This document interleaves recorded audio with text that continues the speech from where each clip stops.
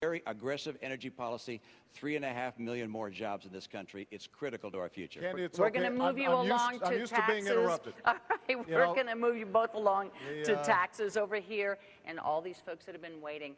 Governor, this question is for you. It comes from Mary Polano. Sorry.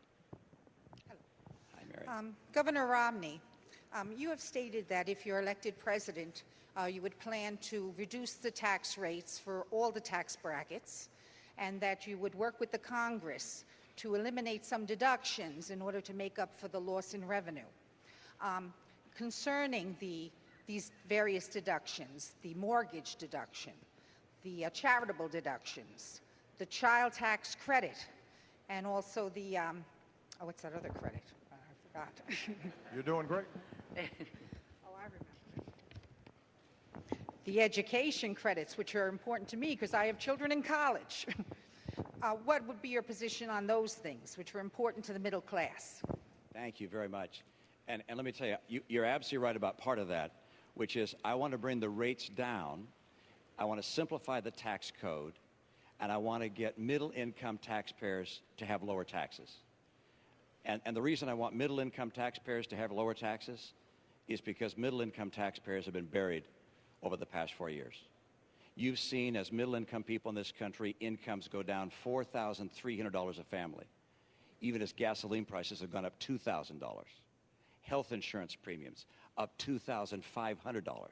Food prices up.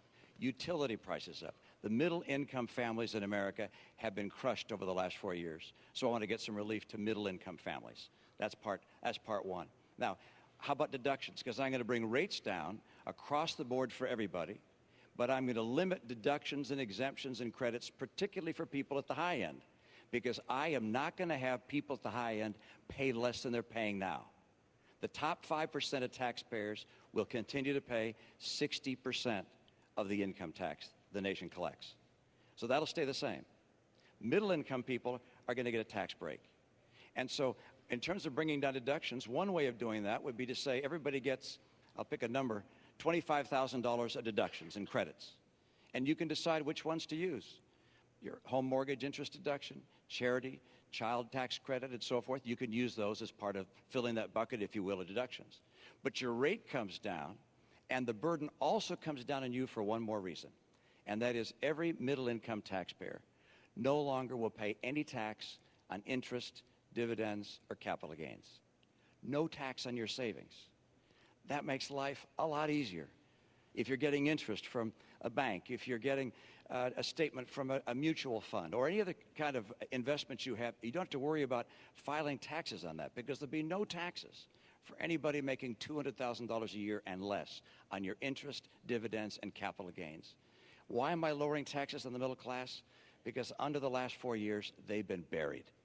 And I want to help people in the middle class. And I will not, under any circumstances, reduce the share that's being paid by the highest income taxpayers. And I will not, under any circumstances, increase taxes on the middle class. The president's spending, the president's borrowing, will cause this nation to have to raise taxes on the American people, not just at the high end. A recent study has shown the people in the middle class will see $4,000 a year higher taxes as a result of the spending and borrowing of this administration. I will not let that happen. I'll get us on track to a balanced budget, and I'm going to reduce the tax burden on middle-income families. And what's that going to do? It's going to help those families, and it's going to create incentives to start growing jobs again in this country. Thanks, Governor. Thank you. My philosophy on taxes has been simple, and that is I want to give middle-class families and folks who are striving to get in the middle class some relief, because they have been hit hard over the last decade, over the last 15, over the last 20 years. So 4 years ago, I stood on a stage just like this one. Actually, it was at a town hall, and I said I would cut taxes for middle-class families, and that's what I've done, by $3,600. I said I would cut taxes for small businesses, who are the drivers and engines of growth, and we've cut them 18 times. And I want to continue those tax cuts for middle-class families and for small businesses.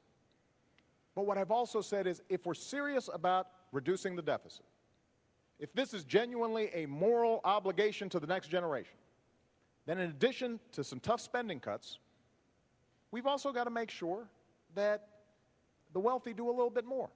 So what I've said is your first $250,000 worth of income, no change. And that means 98% of American families, 97% of small businesses, they will not see a tax increase. I'm ready to sign that bill right now. The only reason it's not happening is because Governor Romney's allies in Congress have held the 98% hostage because they want tax breaks for the top 2%. But what I've also said is for above $250,000, we can go back to the tax rates we had when Bill Clinton was president. We created 23 million new jobs. That's part of what took us from deficits to surplus. It will be good for our economy, and it will be good for job creation. Now, Governor Romney has a different philosophy. He was on 60 Minutes just 2 weeks ago, and he was asked, is it fair for somebody like you making $20 million a year to pay a lower tax rate than a nurse or a bus driver, somebody making $50,000 a year? And he said, yes, I think that's fair. Not only that, he said, I think that's what grows the economy. Well, I fundamentally disagree with that. I think what grows the economy is when you get that tax credit that we put in place for your kids going to college. I think that grows the economy. I think what grows the economy is when we make sure small businesses are getting a tax credit for hiring veterans who fought for our country. That grows our economy. So we just have a different theory. And when Governor Romney stands here after a year of campaigning, when during a Republican primary he stood on stage and said, I'm going to give tax cuts. He didn't say tax rate cuts. He said tax cuts to everybody, including the top 1%. You should believe him, because that's been his history. And that's exactly the kind of top-down economics that is not going to work if we want a strong middle class and an economy that's thriving for everybody. Governor Romney, I'm sure you've got a reply there. You're absolutely right. You heard what I said about my tax plan. The top 5% will continue to pay 60% as they do today. I'm not looking to cut taxes for wealthy people. I am looking to cut taxes for middle-income people. And why do I want to bring rates down and at the same time lower exemptions and deductions, particularly for people at the high end? Because if you bring rates down, it makes it easier for small business to keep more of their capital and hire people. And for me, this is about jobs. I want to get America's economy going again.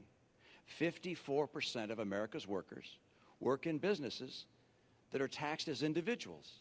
So when you bring those rates down, those small businesses are able to keep more money and hire more people.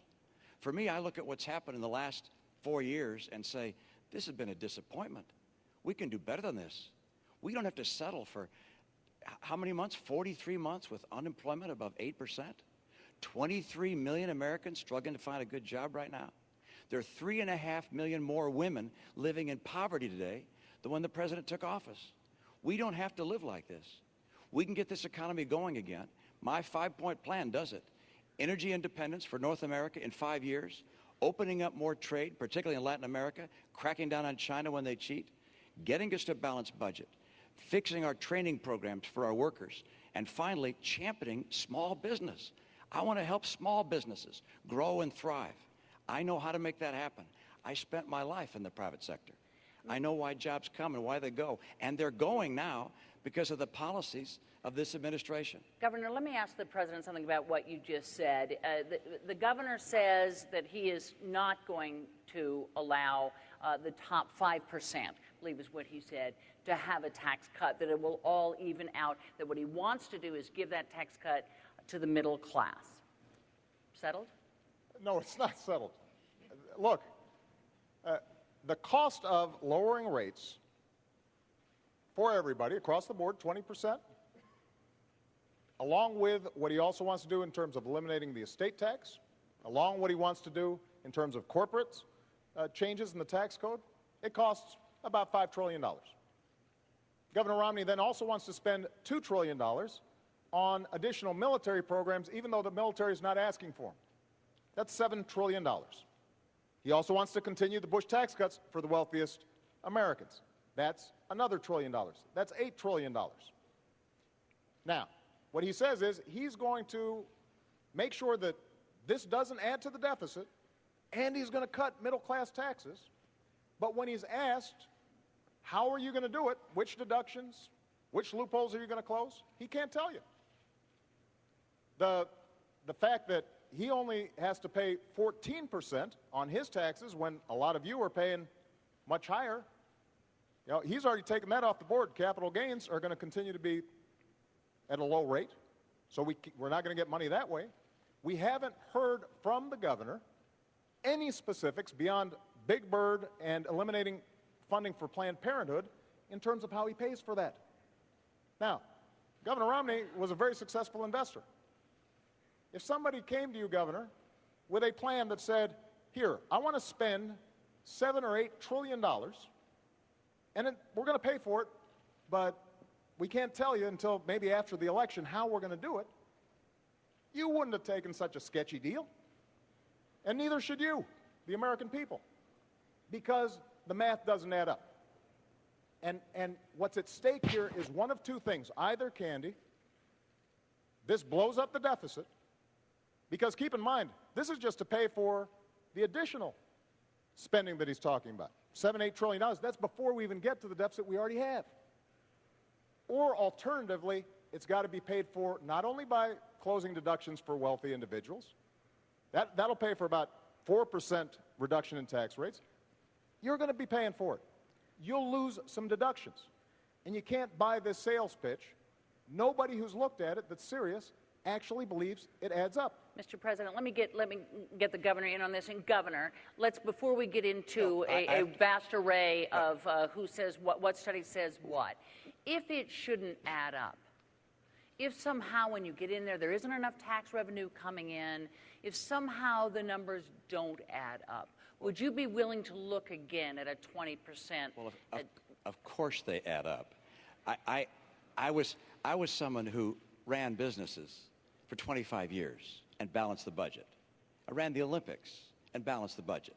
I ran the state of Massachusetts as a governor, to the extent any governor does, and balanced the budget all 4 years. When we're talking about math that doesn't add up, how about $4 trillion of deficits over the last 4 years? $5 trillion. That's math that doesn't add up. We have a president talking about someone's plan in a way that's completely foreign to what my real plan is.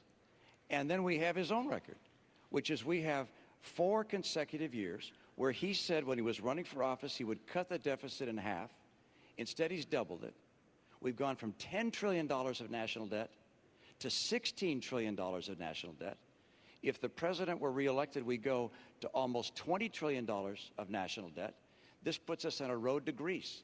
I know what it takes to balance budgets. I've done it my entire life. So, for instance, when he says, yours is a $5 trillion cut, well, no, it's not, because I'm offsetting some of the reductions with holding down some of the deductions. And Governor, I need to have you both hang up. I understand the stakes here. I understand both of you, but I will get run out of town if I don't allow to you, Mr. President, I just described to you precisely how I do it with a single number that people can put, and they can put their deductions and credits into that bucket. Mr. President, we're keeping track, I promise you. And Mr. President, the next question is for you, so stay standing. And it's Catherine Fenton who has a question for you. In what new ways do you intend to rectify the inequalities in the workplace, specifically regarding females making only 72% of what their male counterparts earn? Well, Catherine, this is a great question. And, you know, I was raised by a single mom who had to put herself through school while looking after 2 kids. And she worked hard every day and made a lot of sacrifices to make sure we got everything we needed. My grandmother, she started off as a secretary in a bank. She never got a college education, even though she was smart as a whip. And she worked her way up to become a vice president of a local bank, but she hit the glass ceiling. She trained people who would end up becoming her bosses during the course of her career. She didn't complain. That's not what you did in that generation. And this is one of the reasons why the first bill I signed was something called the Lilly Ledbetter Bill. And this is named after this amazing woman who had been doing the same job as a man for years, found out that she was getting paid less, and the Supreme Court said that she couldn't bring suit because she should have found out about it earlier. She had no way of finding out about it. So we fixed that. And that's an example of the kind of advocacy that we need, because women are increasingly the breadwinners in the family. This is not just a women's issue. This is a family issue. There's a middle-class issue. And that's why we've got to fight for it. It also means that we've got to make sure that young people like yourself are able to afford a college education. Earlier, Governor Romney talked about he wants to make Pell Grants and other education accessible for young people. Well, the truth of the matter is that that's exactly what we've done. We've expanded Pell Grants for millions of people, including millions of young women all across the country. We did it by taking $60 billion that was going to banks and lenders as middlemen for the student loan program, and we said, let's just cut out the middleman. Let's give the money directly to students. And as a consequence, we've seen millions of young people be able to afford college, and that's going to make sure that young women are going to be able to compete in that marketplace. But we've got to enforce the laws, which is what we are doing, and we've also got to make sure that in every walk of life, we do not tolerate discrimination. That's been one of the hallmarks of my administration. I'm going to continue to push on this issue for the next 4 years. Governor Romney, pay equity for women. Thank you, and important topic, and one which I learned a great deal about, particularly as I was serving as governor of my state, because I had the chance to pull together a cabinet, and all the applicants seemed to be men. And I went to my staff and I said, how come all the people for these jobs are all men? They said, well, these are the people that have the qualifications. And I said, well, gosh, can't we find some women that are also qualified? And so we took a concerted effort to go out and find women who had backgrounds that could be qualified to become members of our cabinet. I went to a number of women's groups and said, can you help us find folks? And they brought us whole binders full of women. I was proud of the fact that after I staffed my cabinet and my senior staff, that the University of New York in Albany did a survey of all 50 states and concluded that mine had more women in senior leadership positions than any other state in America. Now, one of the reasons I was able to get so many good women to be part of that team was because of our recruiting effort, but number two, because I recognize that if you're going to have women in the workforce, that sometimes they need to be more flexible. My chief of staff, for instance, had 2 kids that were still in school. She said, I can't be here until 7 or 8 o'clock at night. I need to be able to get home at 5 o'clock so I can be there for making dinner for my kids and being with them when they get home from school. So he said, fine, let's have a flexible schedule so you can have hours that work for you. We're going to have employers in the new economy, in the economy I'm going to bring to play, that are going to be so anxious to get good workers, they're going to be anxious to hire women. In the last 4 years, women have lost 580,000 jobs. That's the net of what's happened in the last 4 years. We're still down 580,000 jobs. I mentioned 3.5 million women more now in poverty than 4 years ago. What we can do to help young women and women of all ages is to have a strong economy, so strong that employers are looking to find good employees and bringing them into their workforce and adapting to a flexible work schedule that gives women the opportunities that they would otherwise not be able to afford. This is what I've done. It's what I look forward to doing, and I know what it takes to make an economy work. And I know what a working economy looks like. And an economy with 7.8% unemployment is not a real strong economy. An economy that has 23 million people looking for work is not a strong economy. An economy with 50% of kids graduating from college that can't find a job or a college-level job, that's not what we have to have. I'm going to help women in America get good work by getting a stronger economy and by supporting women in the workforce. Mr. President, why don't you get in on this quickly, please? Catherine, I just want to point out that when Governor Romney's campaign was asked about the Lilly Ledbetter bill, whether he supported it, he said, I'll get back to you. And that's not the kind of advocacy that women need in any economy. Now, there's some other issues that have a bearing on how women succeed in the workplace. For example, their health care. Now, a major difference in this campaign is that Governor Romney feels comfortable having politicians in Washington decide the health care choices that women are making. I think that's a mistake. In my health care bill, I said insurance companies need to provide contraceptive coverage to everybody who's insured. Because this is not just a health issue, it's an economic issue for women. It makes a difference. This is money out of that family's pocket. Governor Romney not only opposed it, he suggested that, in fact, employers should be able to make the decision as to whether or not a woman gets contraception through her insurance coverage. That's not the kind of advocacy that women need. When Governor Romney says that we should eliminate funding for Planned Parenthood, there are millions of women all across the country who rely on Planned Parenthood for not just contraceptive care, they rely on it for mammograms, for cervical cancer screenings. That's a pocketbook issue for women and families all across the country.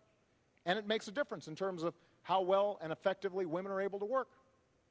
When we talk about child care and the credits that we're providing, that makes a difference in terms of whether they can go out there and earn a living for their family. These are not just women's issues. These are family issues. These are economic issues. And one of the things that makes us grow as an economy is when everybody participates and women are getting the same fair deal as men are. And I've got two daughters, and I want to make sure that they have the same opportunities that anybody's sons have. And that's part of what I'm fighting for as President of the United States. I want to move us along here to Susan Katz, who has a question, and Governor, it's for you. Governor Romney, I am an undecided voter because I'm disappointed with the lack of progress I've seen in the last 4 years. However, I do attribute much of America's economic and international problems to the failings and missteps of the Bush administration. Since both you and President Bush are Republicans, I fear a return to the policies of those years should you win this election. What is the biggest difference between you and George W. Bush, and how do you differentiate yourself from George W. Bush? Great. Thank you, and I appreciate that question. I just want to make sure that, I think I was supposed to get that last answer, but I want to point out that I don't believe... I don't think so, Candy. I don't believe... I want to make sure our timekeepers are Okay. working here. The timekeepers are all working, and let me right. tell you that the last part, for the two of you to talk to one another, and it isn't quite as ordered as you think. But go ahead and use this 2 minutes any way you'd like to. The question is on the floor. I just note that I don't believe that bureaucrats in Washington should tell someone whether they can use contraceptives or not. And I don't believe employers should tell someone whether they could have contraceptive care or not. Every woman in America should have access to contraceptives. And the president's statement of my policy is completely and totally wrong. Governor, let me come back and answer your question. President Bush and I are different people, and these are different times. And that's why my 5-point plan is so different than what he would have done. I mean, for instance, we can now, by virtue of new technology, actually get all the energy we need in North America without having to go to the Arabs or the Venezuelans or anyone else. That wasn't true in his time. That's why my policy starts with a very robust policy to get all that energy in North America and become energy secure. Number two, trade. I'll crack down on China. President Bush didn't. I'm also going to dramatically expand trade in Latin America. It's been growing about 12% per year over a long period of time. I want to add more free trade agreements so we have more trade. Number three, I'm going to get us to a balanced budget. President Bush didn't. President Obama was right. He said that was outrageous to have deficits as high as $500 billion under the Bush years. He was right. But then he put in place deficits twice that size for every one of his 4 years. And his forecast for the next 4 years is more deficits, almost that large. So that's the next area I'm different than President Bush. And then let's take the last one, championing small business. Our party has been focused on big business too long. I came through small business. I understand how hard it is to start a small business. That's why everything I'll do is designed to help small businesses grow and add jobs. I want to keep their taxes down on small business. I want regulators to see their job as encouraging small enterprise, not crushing it. And the thing I find most troubling about Obamacare, well, it's a long list, but one of the things I find most troubling is that when you go out and talk to small businesses and ask them what they think about it, they tell you it keeps them from hiring more people. My priority is jobs. I know how to make that happen. And President Bush had a very different path. for a very different time. My path is designed in getting small businesses to grow and hire people. Thanks, Governor. Mr. President. Well, first of all, I think it's important to tell you that we did come in during some tough times. We were losing 800,000 jobs a month when I started. But we have been digging our way out of policies that were misplaced and focused on the top doing very well and middle-class folks not doing well. Now, we've seen 31 consecutive months of job growth, 5.2 million new jobs created. And the plans that I talked about will create even more. But when Governor Romney says that he has a very different economic plan, the centerpiece of his economic plan are tax cuts. That's what took us from surplus to deficit. When he talks about getting tough on China, keep in mind that Governor Romney invested in companies that were pioneers of outsourcing to China and is currently investing in countries, in companies that are building surveillance equipment for China to spy on its own folks. Governor, you're the last person who's going to get tough on China. And what we've done when it comes to trade is not only sign 3 trade deals to open up new markets, but we've also set up a task force for trade that goes after anybody who is taking advantage of American workers or businesses and not creating a level playing field. We've brought twice as many cases against unfair trading practices than the previous administration, and we've won every single one that's been decided. When I said that we had to make sure that China was not flooding our domestic market with cheap tires, Governor Romney said I was being protectionist, that it wouldn't be helpful to American workers. Well, in fact, we saved 1,000 jobs. And that's the kind of tough trade actions that are required. But the last point I want to make is this. There are some things where Governor Romney is different from George Bush. George Bush didn't propose turning Medicare into a voucher. George Bush embraced comprehensive immigration reform. He didn't call for self-deportation. George Bush never suggested that we eliminate funding for Planned Parenthood. So there are differences between Governor Romney and George Bush, but they're not on economic policy. In some ways, he's gone to a more extreme place when it comes to social policy. And I think that's a mistake. That's not how we're going to move our economy forward.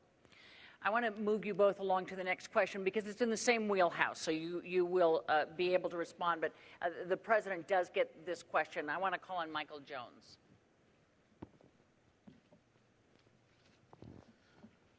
Mr. President, I voted for you in 2008. What have you done or accomplished to earn my vote in 2012? I'm not that optimistic as I was in 2012. Most things I need for everyday living are very expensive. Well, we've gone through a tough 4 years. There's no doubt about it. But 4 years ago, I told the American people, and I told you, I would cut taxes for middle-class families. And I did. I told you I'd cut taxes for small businesses, and I have. I said that I'd end the war in Iraq, and I did. I said we'd refocus attention on those who actually attacked us on 9/11. And we have gone after al-Qaeda's leadership like never before, and Osama bin Laden is dead. I said that we would put in place health care reform to make sure that insurance companies can't jerk you around, and if you don't have health insurance, that you'd have a chance to get affordable insurance. And I have. I committed that I would rein in the excesses of Wall Street, and we passed the toughest Wall Street reforms since the 1930s. We've created 5 million jobs, gone from 800,000 jobs a month being lost, and we are making progress. We saved an auto industry that was on the brink of collapse. Now, does that mean you're not struggling? Absolutely not. A lot of us are. And that's why the plan that I put forward for manufacturing and education and reducing our deficit in a sensible way, using the savings from ending wars to rebuild America and putting people back to work, making sure that we are controlling our own energy, but not just the energy of today, but also the energy of the future. All those things will make a difference. So the point is, the commitments I've made, I've kept. And those that I haven't been able to keep, it's not for lack of trying, and we're going to get it done in a second term. But you should pay attention to this campaign because Governor Romney has made some commitments as well. And I suspect he'll keep those too. You know, when members of the Republican Congress say we're going to sign a no-tax pledge so that we don't ask a dime from millionaires and billionaires to reduce our deficit so we can still invest in education and helping kids go to college, he said, me too. When they said, we're going to cut Planned Parenthood funding, he said, me too. When he said, we're going to repeal Obamacare, first thing I'm going to do, despite the fact that it's the same health care plan that he passed in Massachusetts and is working well, he said, me too. That is not the kind of leadership that you need, but you should expect that those are promises he's going to keep. Mr. And President, the choice in this election is going to be whose promises are going to be more likely to help you in your life, make sure your kids can go to college, make sure that you are getting a good paying job, making sure that Medicare and Social Security will be there for you. Thank you. Governor. I think you know better. I think you know that these last 4 years haven't been so good as the president just described, and that you don't feel like you're confident that the next 4 years are going to be much better either. I can tell you that if you were to elect President Obama, you know what you're going to get. You're going to get a repeat of the last 4 years. We just can't afford 4 more years like the last 4 years. He said that by now we'd have unemployment at 5.4%. The difference between where it is and 5.4% is 9 million Americans without work. I wasn't the one that said 5.4%. This was the president's plan. Didn't get there. He said he would have by now put forward a plan to reform Medicare and Social Security because he pointed out they're on the road to bankruptcy. He would reform them. He'd get that done. He hasn't even made a proposal on either one. He said in his first year he'd put out an immigration plan that would deal with our immigration challenges. Didn't even file it. This is a president who has not been able to do what he said he'd do. He said that he'd cut in half the deficit. He hasn't done that either. In fact, he doubled it. He said that by now middle-income families would have a reduction in their health insurance premiums by $2,500 a year. It's gone up by $2,500 a year. And if Obamacare is passed or implemented, it's already been passed, if it's implemented fully, it'll be another $2,500 on top. The middle class is getting crushed under the policies of a president who has not understood what it takes to get the economy working again. He keeps saying, look, I've created 5 million jobs. That's after losing 5 million jobs. The entire record is such that the unemployment has not been reduced in this country. The unemployment, the number of people who are still looking for work, is still 23 million Americans. There are more people in poverty, 1 out of 6 people in poverty. How about food stamps? When he took office, 32 million people were on food stamps. Today, 47 million people are on food stamps. How about the growth of the economy? It's growing more slowly this year than last year, and more slowly last year than the year before. The president wants to do well, I understand, but the policies he's put in place, from Obamacare to Dodd-Frank, to his tax policies, to his regulatory policies, these policies combined have not led this economy take off and grow like it could have. You might say, well, you got an example of when it worked better? Yeah. In the Reagan recession, where unemployment hit 10.8%, between that period, the end of that recession, and equivalent period of time to today, Ronald Reagan's recovery created twice as many jobs as this president's recovery. 5 million jobs doesn't even keep up with our population growth. And the only reason the unemployment rate seems a little lower today is because of all the people that have dropped out of the workforce. The president has tried, but his policies haven't worked. He's great as a speaker and describing his plans and his vision. That's wonderful, except we have a record to look at. And that record shows he just hasn't been able to cut the deficit, to put in place reforms for Medicare and Social Security, to preserve them, to get us the rising incomes we need. Median incomes down $4,300 a family, and 23 million Americans out of work. That's what this election is about. It's about who can get the middle class in this country a bright and prosperous future and assure our kids the kind of hope and optimism they deserve. Governor, I want to move you along. Don't go away, and we'll have plenty of time to respond. We are quite aware of the clock for both of you, but I want to bring in a different subject here. Mr. President, I'll be right back with you.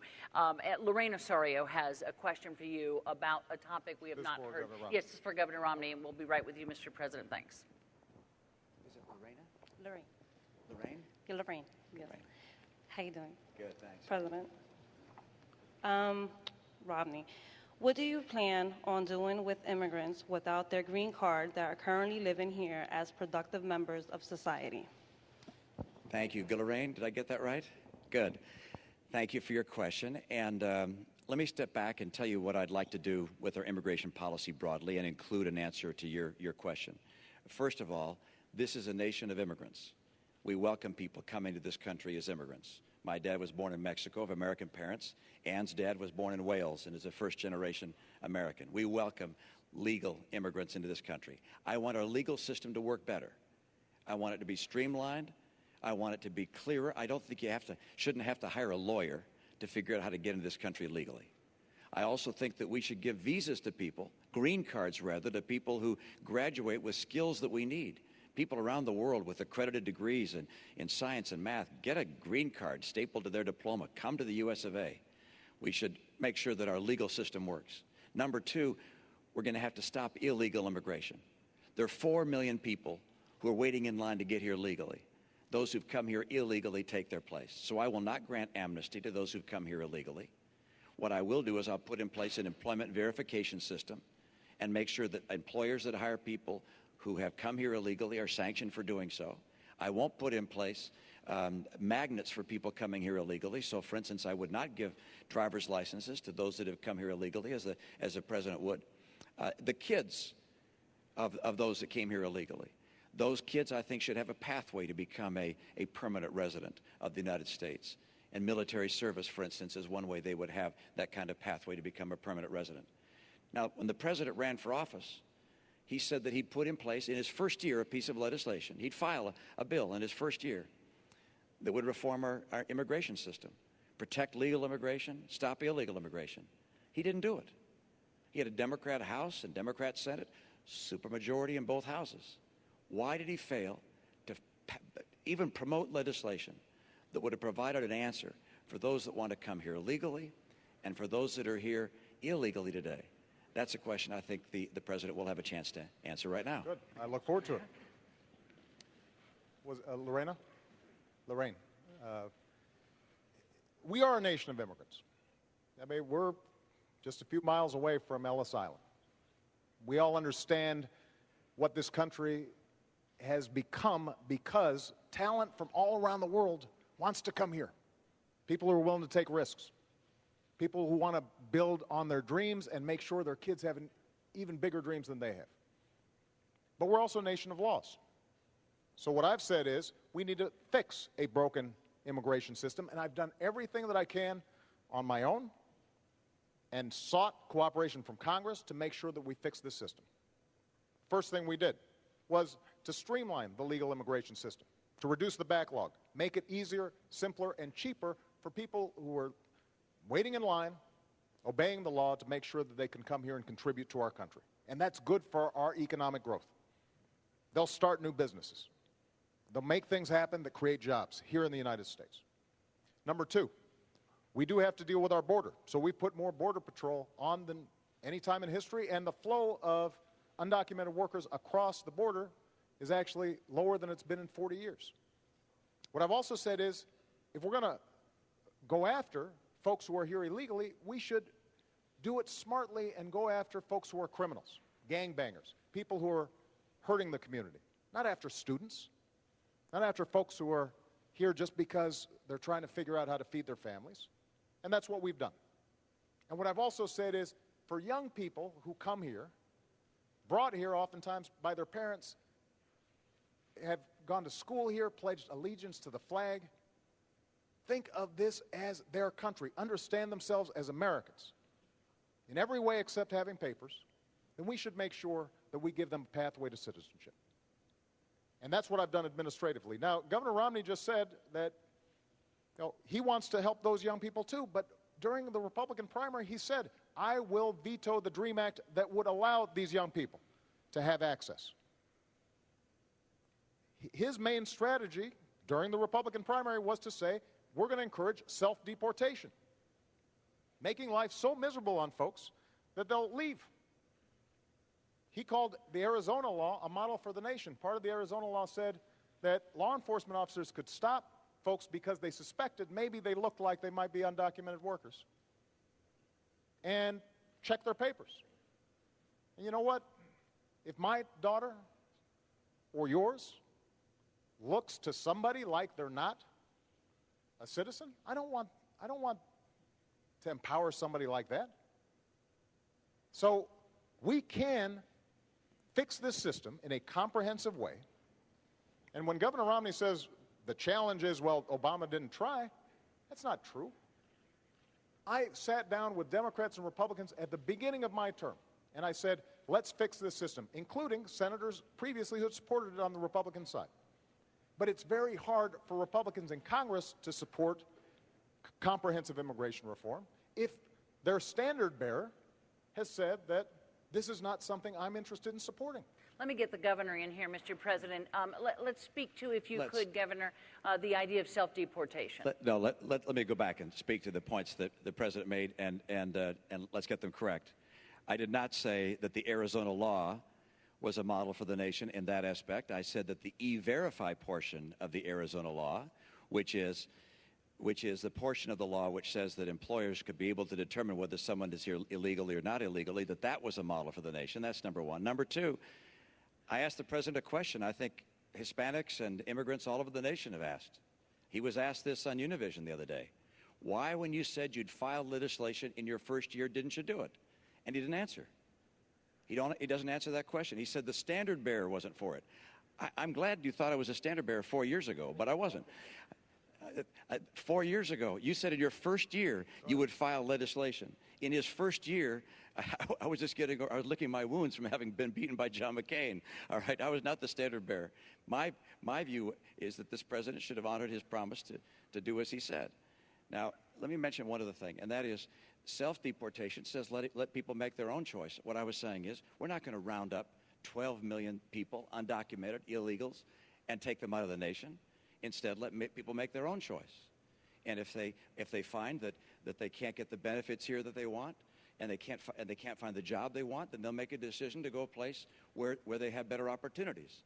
But I'm not in favor of rounding up people and taking them out of this country. I am in favor, as the president has said, and I agree with him, which is that if people have committed crimes, we got to get them out of this country.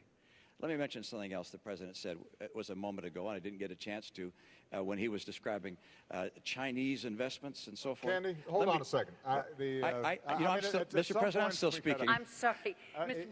Mr. President, why don't you let me finish? I'm going to continue. I'm going to continue.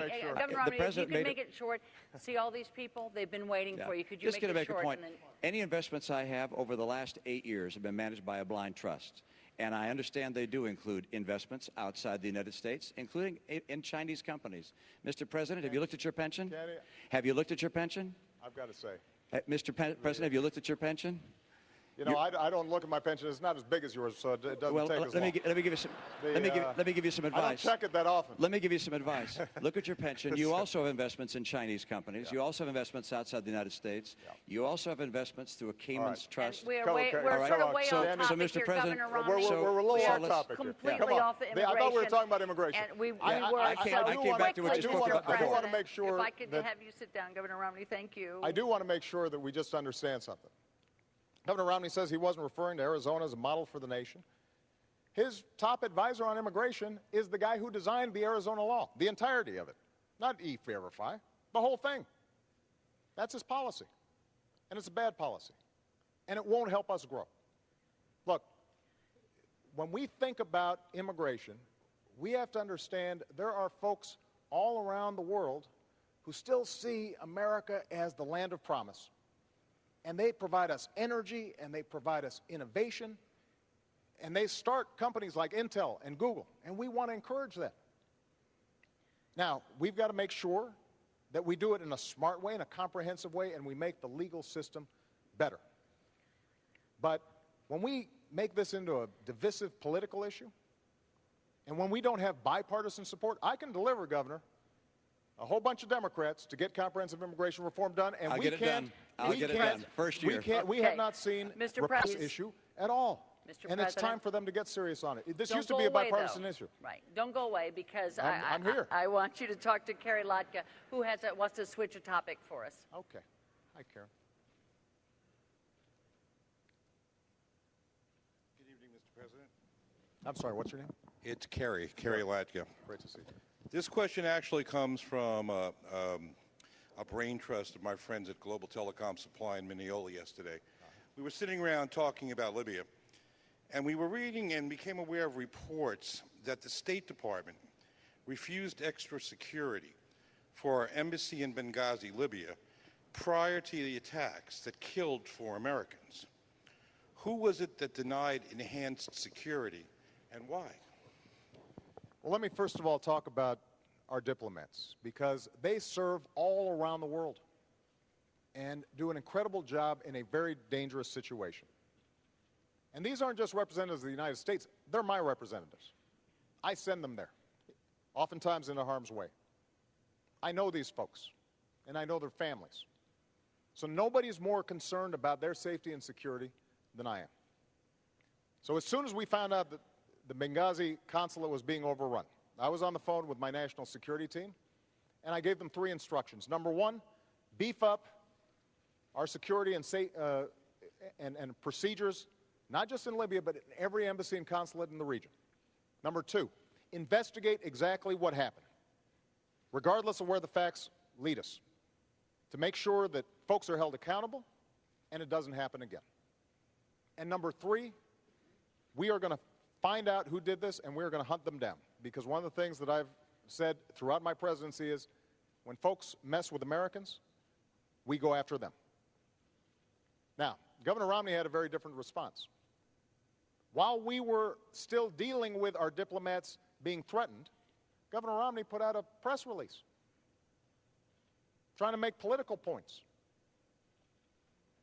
And that's not how a commander-in-chief operates.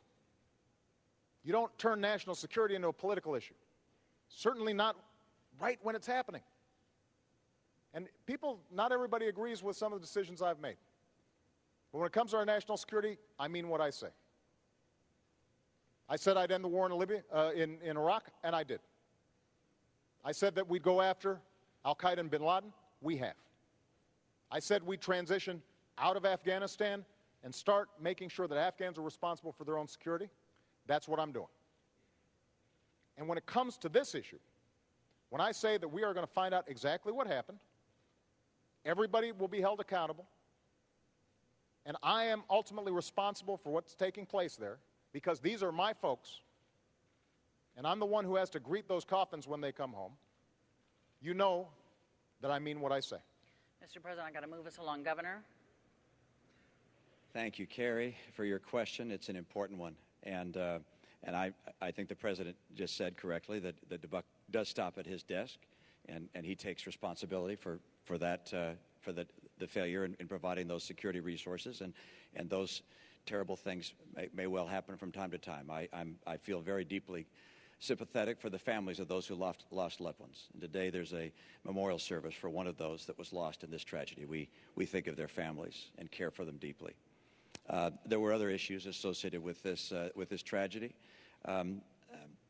There were many days that passed before we knew whether this was a spontaneous demonstration or actually whether it was a terrorist attack.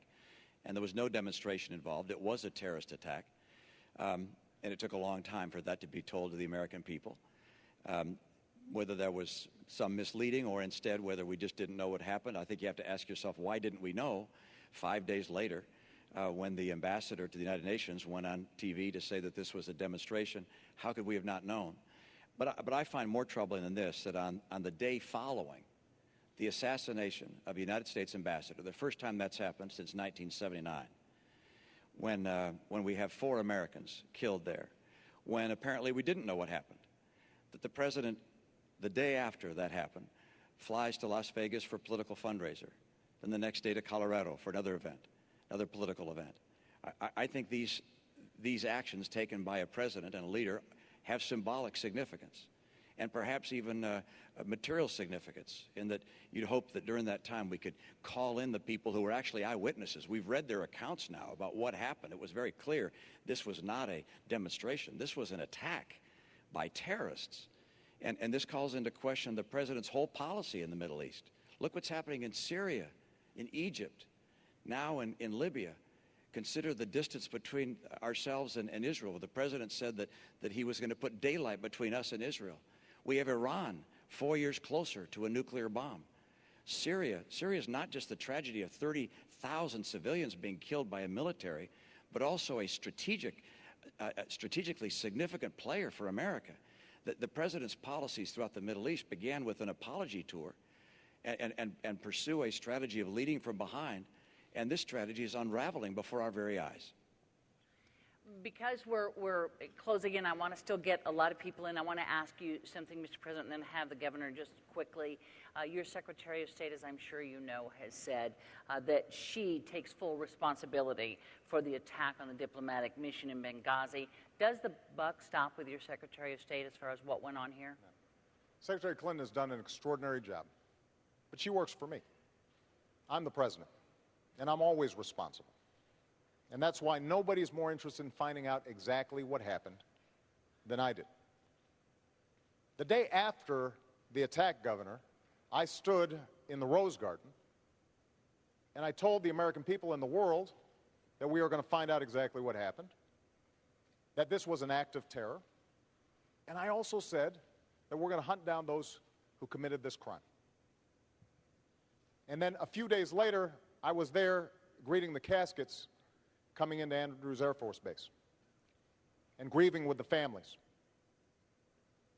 And the suggestion that anybody in my team, whether the Secretary of State, our UN ambassador, anybody on my team would play politics or mislead when we've lost 4 of our own, Governor, is offensive. That's not what we do. That's not what I do as president. That's not what I do as commander-in-chief. Governor, if you want to Yeah, reply I just quickly to this, I please. certainly do. I think it's interesting the president just said something which is that on the day after the attack, he went to the Rose Garden and said that this was an act of terror. That's what I said. You said in the Rose Garden, the day after the attack, it was an act of terror. It was not a spontaneous demonstration. Is that what you're saying? Please proceed, Governor. I want to make sure we get that for the record, because it took the president 14 days before he called the attack in Benghazi an act of terror. Get the transcript. He did, in fact, sir. So let me call it an act of terror. Can you say that a little louder, Candy? He did call it an act of terror. It did as well take 2 weeks or so for the whole idea of there being a riot out there about this tape to come out. You're correct about that. The administration indicated that this was a reaction to a video and was a spontaneous reaction. They did. It took them a long time to say this was a terrorist act by a terrorist group. And to suggest, am I incorrect in that regard? On Sunday, your secretary, the ambassador of the United Nations went on the Sunday television shows and spoke about how this was a spontaneous reaction. I'm happy to have a longer conversation about foreign policy. Absolutely, but I want to move you on, and Okay, also I'm people happy to can do that go too. to the transcripts. I just want to make sure that figure all out what these was said wonderful and folks when. are going to have a chance to get some of their questions answered. Because what I want to do, Mr. President, stand there for a second, because I want to introduce you to Nina Gonzalez, who brought up a question that we hear a lot, both over the internet and from this crowd. President Obama, during the Democratic National Convention in 2008, you stated you wanted to keep AK-47s out of the hands of criminals. What has your administration done or plan to do to limit the availability of assault weapons? We're a nation that believes in the Second Amendment, and I believe in the Second Amendment. We've got a long tradition of hunting and sportsmen and people who want to make sure they can protect themselves. But there have been too many instances during the course of my presidency where I've had to comfort families who've lost somebody, most recently out in Aurora. You know, just a couple of weeks ago, actually probably about a month, I saw a mother who I had met at the bedside of her son who had been shot in that theater. And her son had been shot through the head. And we spent some time and we said a prayer. And remarkably, about 2 months later, this young man and his mom showed up, and he looked unbelievable, good as new. But there were a lot of families who didn't have that good fortune and whose sons or daughters or husbands didn't survive. So my belief is that, A, we have to enforce the laws we've already got, make sure that we're keeping guns out of the hands of criminals, those who are mentally ill. We've done a much better job in terms of background checks, but we've got more to do when it comes to enforcement. But I also share your belief that weapons that were designed for soldiers in war theaters don't belong on our streets. And so what I'm trying to do is to get a broader conversation about how do we reduce the violence generally. Part of it is seeing if we can get an assault weapons ban reintroduced, but part of it is also looking at other sources of the violence. Because frankly, in my hometown of Chicago, there's an awful lot of violence, and they're not using AK-47s, they're using cheap handguns. And so what can we do to intervene to make sure that young people have opportunity, that our schools are working, that if there's violence on the streets, that working with faith groups and law enforcement, we can catch it before it gets out of control. And so what I want is a comprehensive strategy. Part of it is seeing if we can get automatic weapons that kill folks in amazing numbers out of the hands of criminals and the mentally ill. But part of it is also going deeper and seeing if we can get into these communities and making sure we catch violent impulses before they occur. Governor Romney, the question is about assault weapons, AK-47s. Yeah, I'm not in favor of new pieces of legislation on guns and taking guns away or making certain guns illegal. We, of course, don't want to have automatic weapons, and that's already illegal in this country to have automatic weapons. What I believe is we have to do, as the President mentioned towards the end of his remarks there, which is to make enormous efforts to enforce the gun laws that we have and to change the culture of violence we have. And you ask, how are we going to do that? And there are a number of things. He mentioned good schools. I totally agree. We were able to drive our schools to be #1 in the nation in my state. And I believe if we do a better job in education, we'll give people the hope and opportunity they deserve and perhaps less violence from that. But let me mention another thing, and that is parents. We need moms and dads helping raise kids.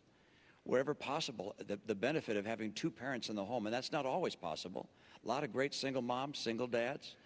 But gosh, to tell our kids that before they have babies, they ought to think about getting married to someone, that's a great idea. Because if there's a 2-parent family, the prospect of living in poverty goes down dramatically. The opportunities that the child will be able to achieve increase dramatically. So we can make changes in the way our culture works to help bring people away from violence and give them opportunity and bring them in the American system. The greatest failure we've had with regards to gun violence in some respects is what is known as Fast and Furious, which was a program under this administration, and how it worked exactly, I think we don't know precisely, but where thousands of automatic and AK-47 type weapons were given to people that ultimately gave them to drug lords. They used those weapons against their own citizens and killed Americans with them. And this was a program of the government. For what purpose it was put in place, I can't imagine. But it's one of the great tragedies related to violence in our society, which has occurred during this administration, which I think the American people would like to understand fully. It's been investigated to a degree, but the administration has carried out executive privilege to prevent all the information from coming out. I'd like to understand who it was that did this, what the idea was behind it, why it led to the violence. Thousands of guns going to Mexican drug lords. Governor, if I could, the question was about these assault weapons that once were banned and are no longer banned. I know that you signed an assault weapons ban when you were in Massachusetts. Obviously, with this question, you no longer do support that. Why is that, given the kind of violence that we see sometimes with these mass killings? Why is that you've changed your mind? Well, Candy, actually, in my state, the pro-gun folks and the anti-gun folks came together and put together a piece of legislation. And it's referred to as an assault weapon ban, but it had, at the signing of the bill, both the pro-gun and the anti-gun people came together because it provided opportunities for both that both wanted. There were hunting opportunities, for instance, that hadn't previously been available and so forth. So it was a mutually agreed upon piece of legislation. That's what we need more of, Candy. What we have right now in Washington is a place that's gridlocked.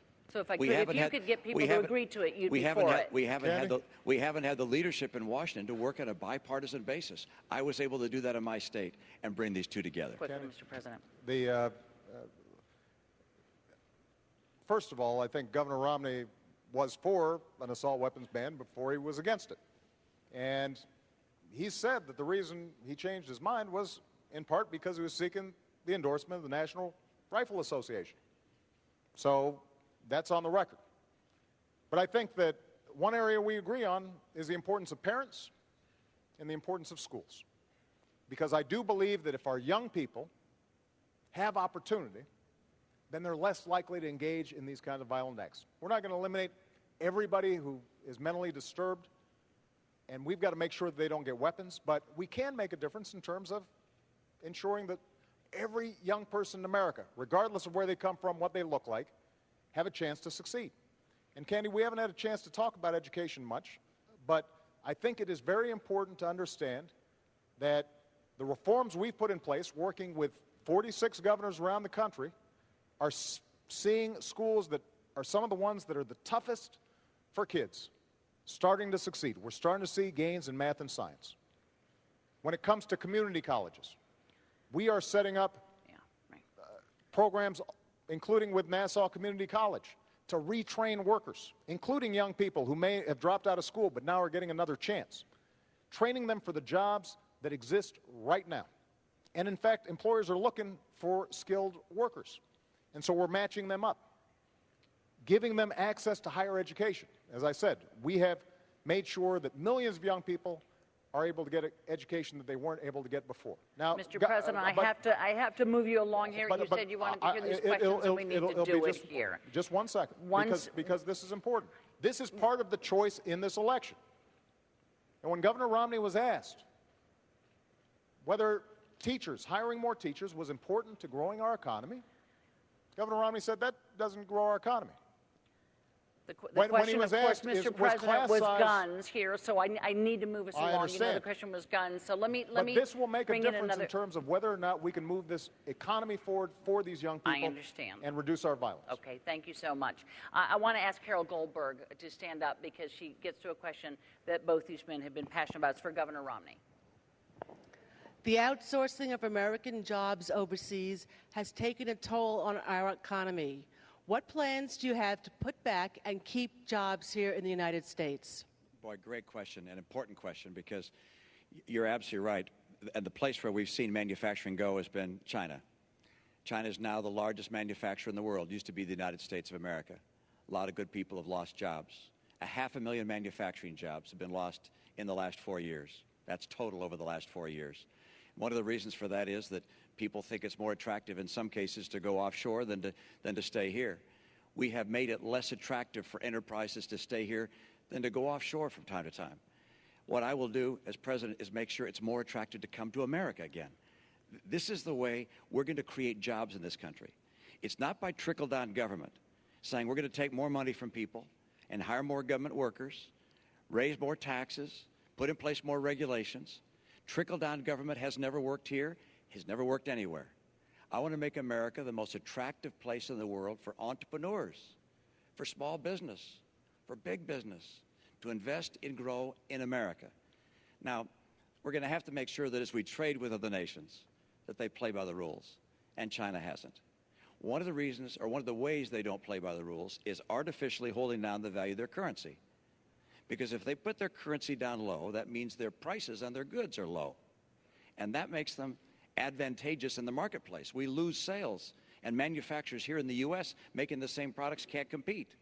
China has been a currency manipulator for years and years and years, and the president has a regular opportunity to label them as a currency manipulator, but refuses to do so.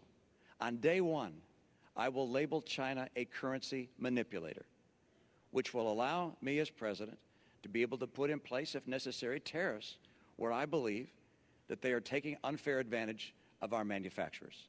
So we're going to make sure that people we trade with around the world play by the rules.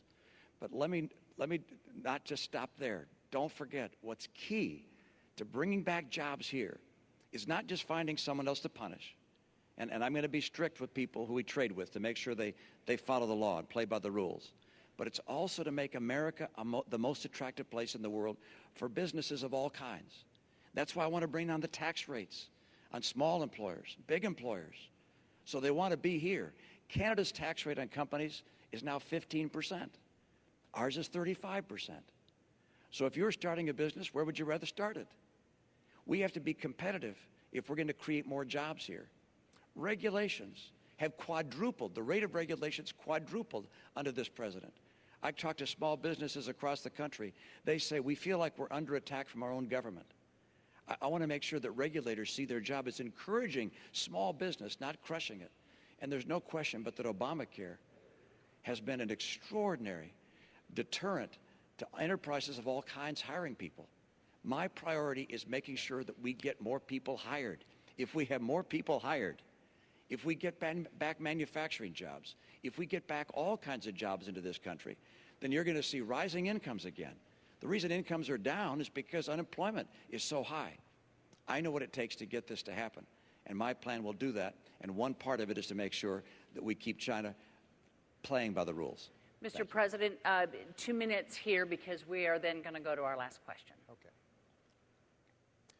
We need to create jobs here. And both Governor Romney and I agree, actually, that we should lower our corporate tax rate. It's too high. But there's a difference in terms of how we would do it. I want to close loopholes that allow companies to deduct expenses when they move to China, that allow them to profit offshore and not have to get taxed so they have tax advantages offshore. All those changes in our tax code would make a difference. Now, Governor Romney actually wants to expand those tax breaks. One of his big ideas when it comes to corporate tax reform would be to say, if you invest overseas, you make profits overseas, you don't have to pay U.S. taxes. But of course, if you're a small business or a mom and pop business or a big business starting up here, you've got to pay even the reduced rate that Governor Romney's talking about. And it's estimated that that will create 800,000 new jobs. Problem is, they'll be in China or India or Germany. That's not the way we're going to create jobs here. The way we're going to create jobs here is not just to change our tax code, but also to double our exports. And we are on pace to double our exports. One of the commitments I made when I was president, that's creating tens of thousands of jobs all across the country. That's why we've kept on pushing trade deals, but trade deals that make sure that American workers and American businesses are getting a good deal. Now, Governor Romney talked about China, as I already indicated. In the private sector, Governor Romney's company invested in what were called pioneers of outsourcing. That's not my phrase. That's what reporters called it. And as far as currency manipulation, the currency's actually gone up 11% since I've been president because we have pushed them hard. And we've put unprecedented trade pressure on China. That's why exports have significantly increased under my presidency. That's going to help to create jobs here. Mr. President, we have a really short time for a quick discussion here. iPad, the Macs, the iPhones, they are all manufactured in China. One of the major reasons is labor is so much cheaper here. How do you convince a great American company to bring that manufacturing back here? The answer is very straightforward. We can compete with anyone in the world as long as the playing field is level. China's been cheating over the years. One, by holding down the value of their currency.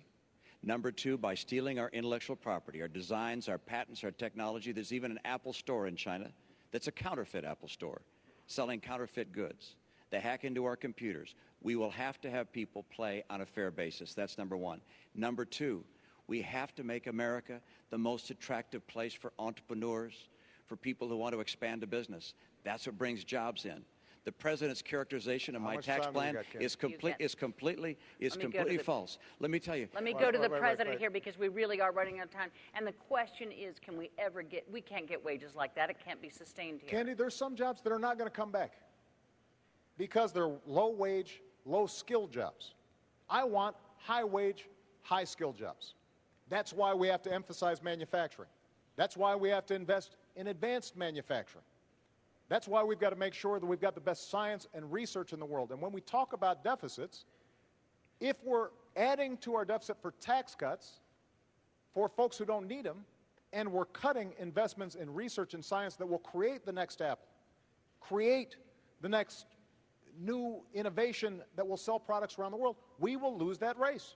If we're not training engineers to make sure that they are equipped here in this country, then companies won't come here. Those investments are what's going to help to make sure that we continue to lead this world economy, not just next year, but 10 years from now, 50 years from now, 100 years from now. Thanks, Mr. President. Government does not create jobs. Government does not create jobs. I want to introduce you to Barry Green, because he's going to have the last question to you first. Barry? Oh, there's Barry. Hi, Barry. Hi, Governor. I think this is a tough question. Each of you, what do you believe is the biggest misperception that the American people have about you as a man and a candidate? Using specific examples, can you take this opportunity to debunk that misperception and set us straight? Thank you. And that's an opportunity for me, and I appreciate it. In the nature of a campaign, it seems that some campaigns are focused on attacking a person rather than prescribing their own future and the things they'd like to do. In the course of that, I think the president's campaign has tried to characterize me as someone who's very different than who I am. I care about 100% of the American people. I want 100% of the American people to have a bright and prosperous future. I care about our kids. I understand what it takes to make a bright and prosperous future for America again. I spent my life in the private sector, not in government. I'm a guy who wants to help, with the experience I have, the American people. My passion probably flows from the fact that I believe in God, and I believe we're all children of the same God. I believe we have a responsibility to care for one another. I served as a missionary for my church. I served as a pastor in my congregation for about 10 years. I've sat across the table from people who were out of work and worked with them to try and find new work or to help them through tough times. I went to the Olympics when they were in trouble to try and get them on track. And as governor of my state, I was able to get 100% of my people insured, all my kids, about 98% of the adults. Was able also to get our schools ranked #1 in the nation, so 100% of our kids would have a bright opportunity for a future. I understand that I can get this country on track again. We don't have to settle for what we're going through. We don't have to settle for gasoline at $4. We don't have to settle for unemployment at a chronically high level. We don't have to settle for 47 million people on food stamps. We don't have to settle for 50% of kids coming out of college not able to get work. We don't have to settle for 23 million people struggling to find a good job. If I become president, I'll get America working again. I will get us on track to a balanced budget. The president hasn't. I will. I'll make sure we can reform Medicare and Social Security to preserve them for coming generations. The president said he would. He didn't. Governor. I'll get our incomes up. And by the way, I've done these things. I served as governor and showed I could get them done. Mr. President, last 2 minutes belong to you. Barry, I think a lot of this campaign, maybe over the last 4 years, has been devoted to this notion that I think government creates jobs, that somehow is the answer. That's not what I believe. I believe that the free enterprise system is the greatest engine of prosperity the world's ever known. I believe in self-reliance and individual initiative and risk takers being rewarded. But I also believe that everybody should have a fair shot. And everybody should do their fair share. And everybody should play by the same rules. Because that's how our economy has grown. That's how we built the world's greatest middle class. And that is part of what's at stake in this election. There's a fundamentally different vision about how we move our country forward. I believe Governor Romney is a good man, loves his family, cares about his faith. But I also believe that when he said behind closed doors that 47% of the country consider themselves victims who refuse personal responsibility, think about who he was talking about. Folks on Social Security who've worked all their lives, veterans who've sacrificed for this country, students who are out there trying to hopefully advance their own dreams, but also this country's dreams. Soldiers who are overseas fighting for us right now. People who are working hard every day, paying payroll tax, gas taxes, but don't make enough income. And I want to fight for them. That's what I've been doing for the last 4 years, because if they succeed, I believe the country succeeds. And when my grandfather fought in World War II and he came back and he got a GI Bill and that allowed him to go to college, that wasn't a handout. That was something that advanced the entire country. And I want to make sure that the next generation has those same opportunities. That's why I'm asking for your vote, and that's why I'm asking for another 4 years.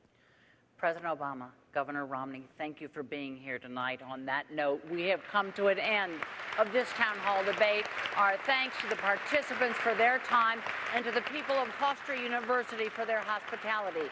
The next and final debate takes place Monday night at Lynn University in Boca Raton, Florida. Don't forget to watch. Election Day is 3 weeks from today. Don't forget to vote. Good night.